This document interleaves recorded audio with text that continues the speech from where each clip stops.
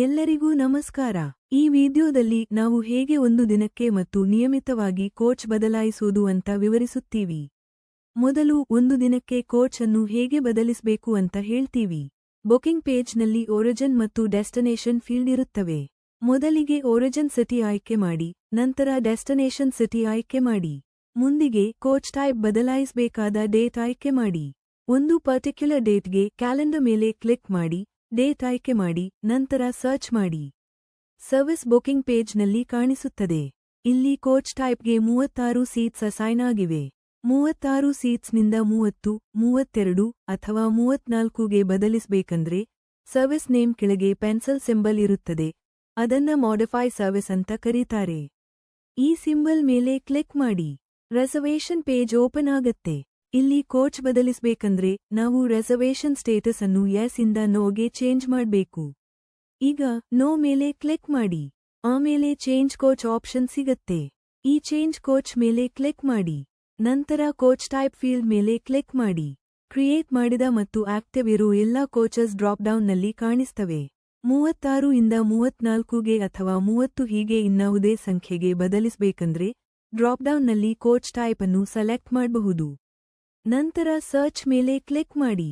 ಆ ದಿನಕ್ಕೆ ಬುಕಿಂಗ್ಸ್ ಇಲ್ಲಾಂದ್ರೆ ರಿಸಲ್ಟ್ನಲ್ಲಿ ಕಾನ್ಫ್ಲಿಕ್ಟ್ ಆಪ್ಷನ್ ಕಾಣೋಲ್ಲ. ಬುಕಿಂಗ್ಸ್ ಇದ್ರೆ ರಿಸಾಲ್ವ್ ಕಾನ್ಫ್ಲಿಕ್ಟ್ ಅಂತ ತೋರಿಸ್ತದೆ.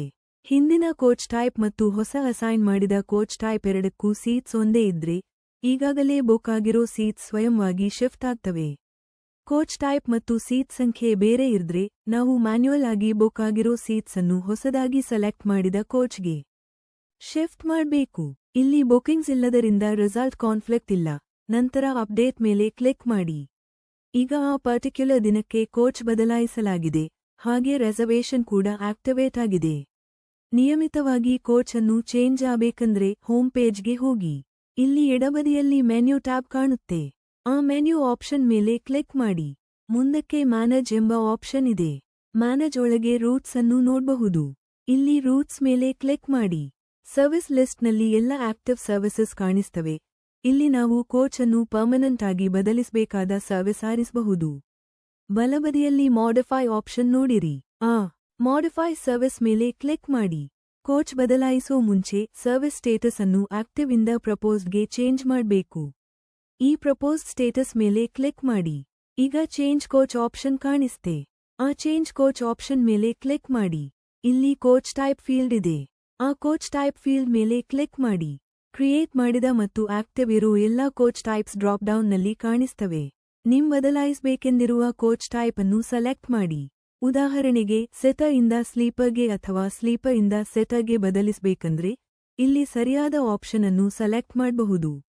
ಈಗ ನಾವು ಹಿಂದೆ ಇದ್ದ ಹಾಗೆ ಅದೇ ಸ್ಲೀಪರ್ ಟೈಪ್ ಆಯ್ಕೆ ಮಾಡ್ತಿದ್ದೀವಿ.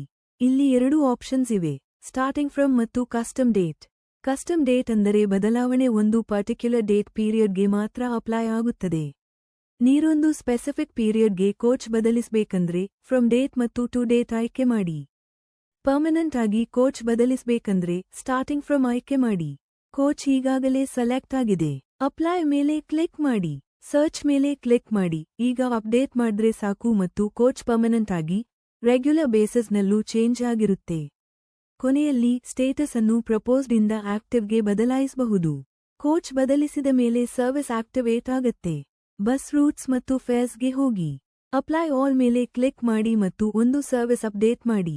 ಕೋಡ್ನಲ್ಲಿ ಮಾಡಿದ ಚೇಂಜಸ್ ತಕ್ಷಣ ಅಪ್ಲೈ ಆಗುತ್ತವೆ. ನೀವು ಪರ್ಟಿಕ್ಯುಲರ್ ಡೇಟ್ಗೆ ಅಥವಾ ರೆಗ್ಯುಲರ್ ಬೇಸಿಸ್ಗೆ ಕೋಚ್ ಬದಲಿಸಬೇಕಂದ್ರೆ ಇದೇ ಪ್ರೋಸೆಸ್ ಫಾಲೋ ಮಾಡಬಹುದು. ಬಹು ಸರ್ವಿಸಸ್ ಒಳಗೆ ಕೋಚ್ ಬದಲಾಯಿಸೋದು ಕೂಡ ಸಾಧ್ಯ. ವಿಡಿಯೋ ನೋಡಿದಕ್ಕಾಗಿ ಧನ್ಯವಾದಗಳು. ದಿನ ಚೆನ್ನಾಗಿರ್ಲಿ.